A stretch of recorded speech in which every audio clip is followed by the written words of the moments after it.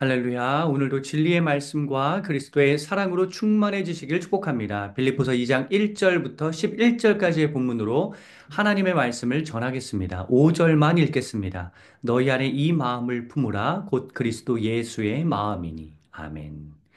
평화의 기도로 유명한 아시시의 성 프란치스코의 일화입니다. 그의 제자가 꿈에 천국에 갔더니 화려해 보이는 빈 보좌가 하나 있었습니다. 하나님에게 물었습니다. 저 자리는 누구의 자리입니까? 하나님이 말씀하셨습니다. 저 자리는 이 세상에서 가장 존경받는 성 프란치스코의 자리다. 꿈에서 깨어난 제자는 스승의 위대함을 알지만 질투심이 생겨서 물었습니다. 스승님, 제가 꿈에 천국에 갔는데 화려한 빈 보좌가 스승님의 자리라고 합니다. 프란치스코는 대답했습니다. 그럴 리가 없네.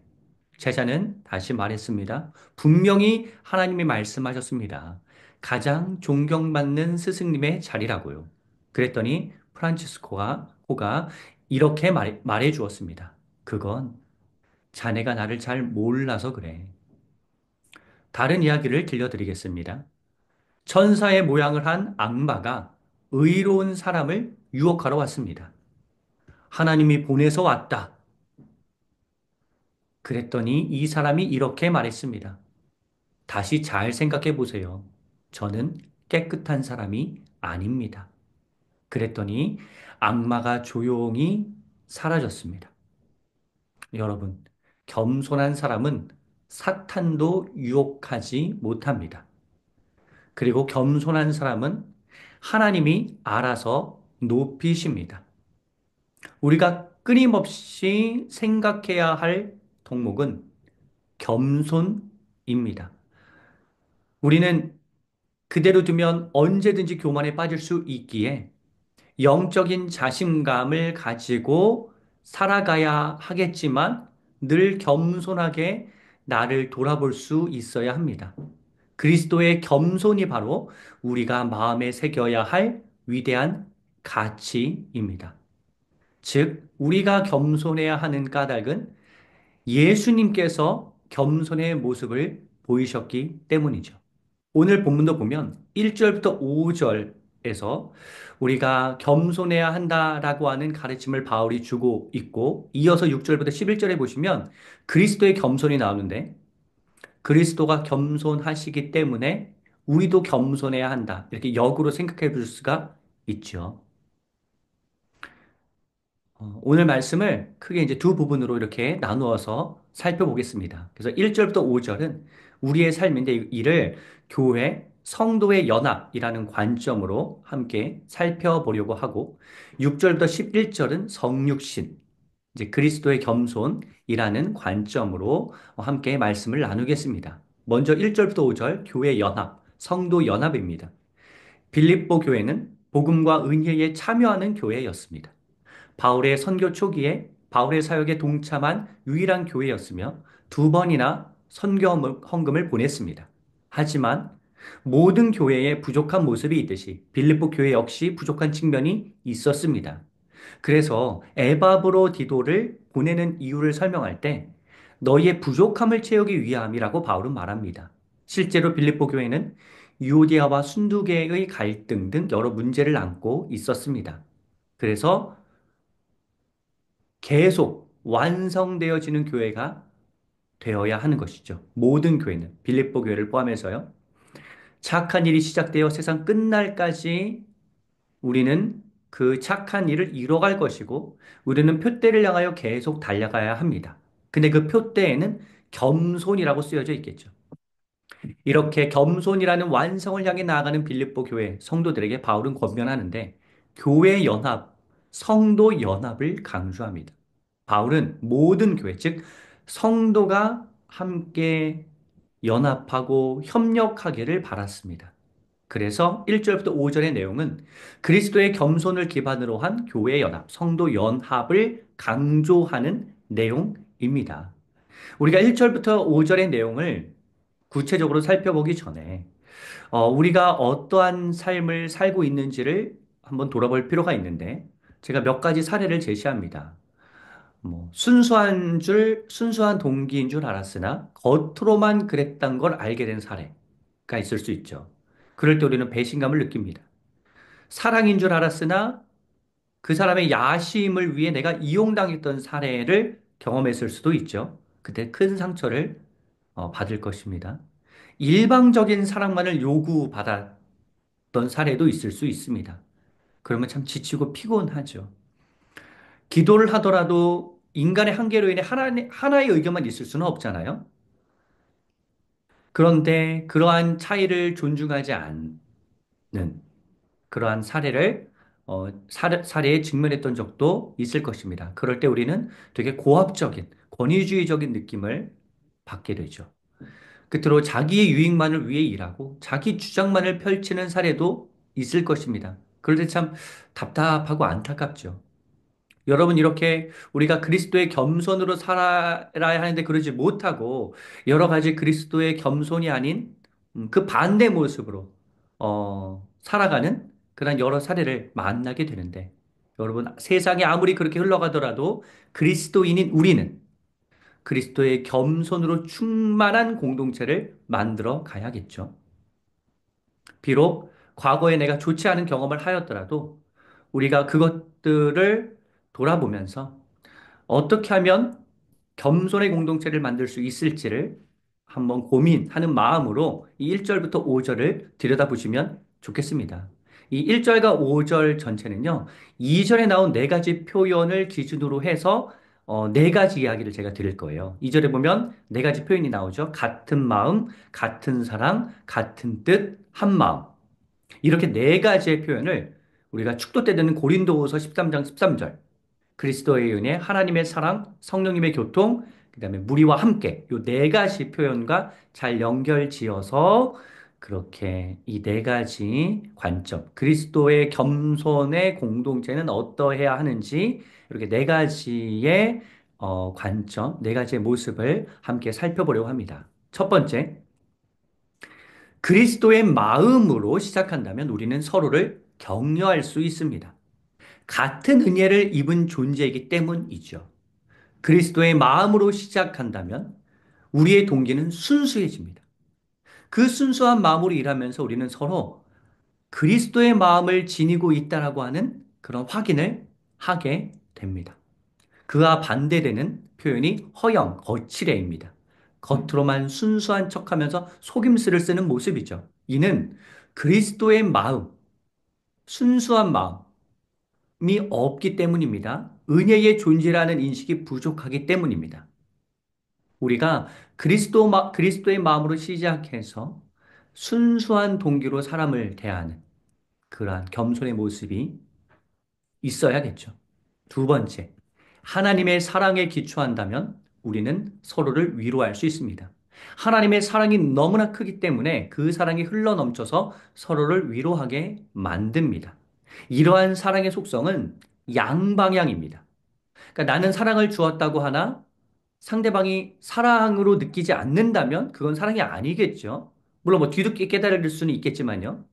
그러니까 사랑을 주는 사람도 사랑으로 여기고 사랑을 받는 사람도 사랑으로 여길 때 그게 진정한 양방향의 사랑입니다. 그리고 나는 사랑을 받기만 해야 한다고 주장할 수도 없습니다. 왜냐하면 진정한 사랑은 받으면 나도 주고 싶어지기 때문입니다. 받기만 하려는 마음은 사랑이 아니라 욕심이겠죠. 같은 사랑이라는 이 표현과 반대되는 표현은 다툼, 이기적 야심입니다. 자기의 야욕을 채우기 위해 사람을 이용하면 다툼이 일어나게 되죠. 그러므로 우리는 이 하나님의 사랑의 마음, 남을 위로하는 마음, 내가 받은 사랑을 이렇게 돌려주고 싶은 마음이 있는지를 늘 점검해야 겸손의 공동체를 만들 수 있습니다. 세 번째, 진정한 교제는 성령님의 도움이 없이는 불가능합니다. 우리가 말씀을 읽을 때만 성령님이 깨닫게 하시는 지혜가 필요한 것이 아니라 성령님은 우리 삶의 전반에 걸쳐서 우리를 도우시는데 특별히 우리의 마음을 감화시키셔서 서로의 다름을 존중할 수 있는 그러한 영성을 갖고 살도록 도와주십니다. 그러니까 만일 성령님이 내 안에서 역사하지 않는다면 계속해서 내가 높아지는 거예요.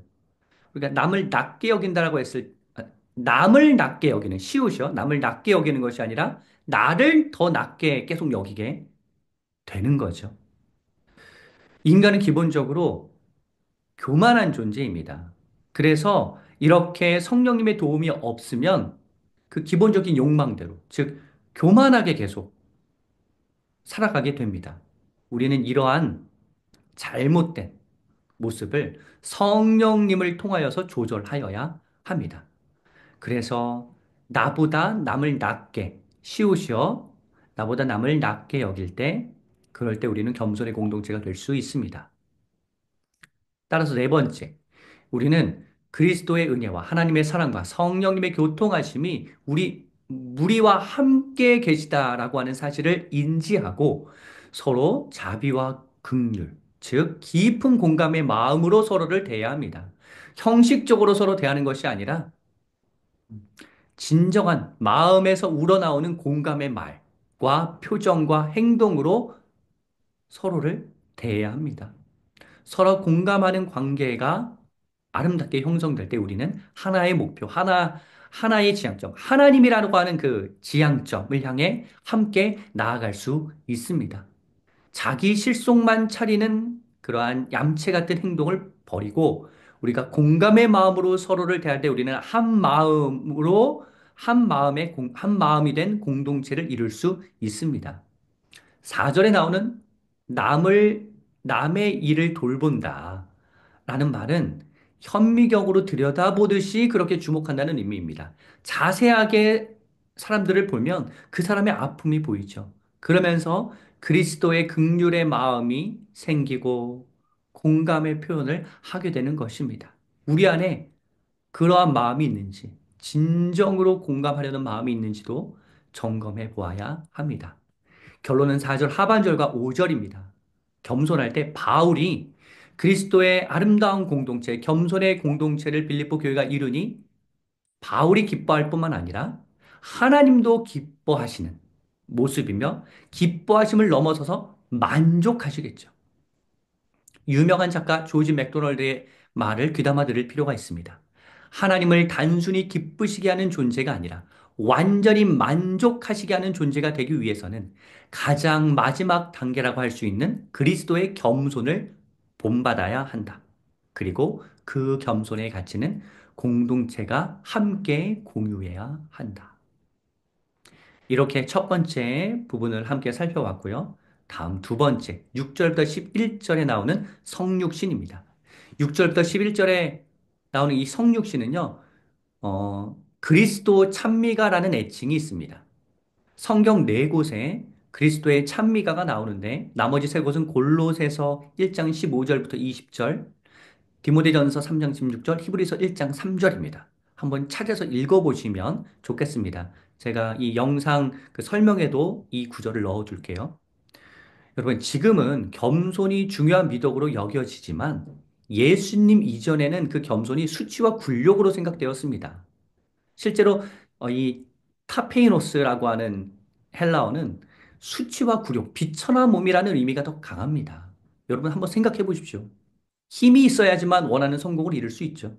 강한 자기 확신이 필요하고 강한 자기 의지가 있어야지만 뭔가 성공을 할 수 있다는 생각이 뭐 지금도 만연한데 예전에는 그게 더 심했습니다. 하지만 예수님은 어떠하셨습니까? 6절부터 8절을 보시면 높으신 하나님이신 그분께서 종의 신분을 취하시고 자기 자신을 낮추사 죽기까지 하십니다. 십자가에서 내려오실 능력이 있으셨지만 무능의 능력을 보여주십니다.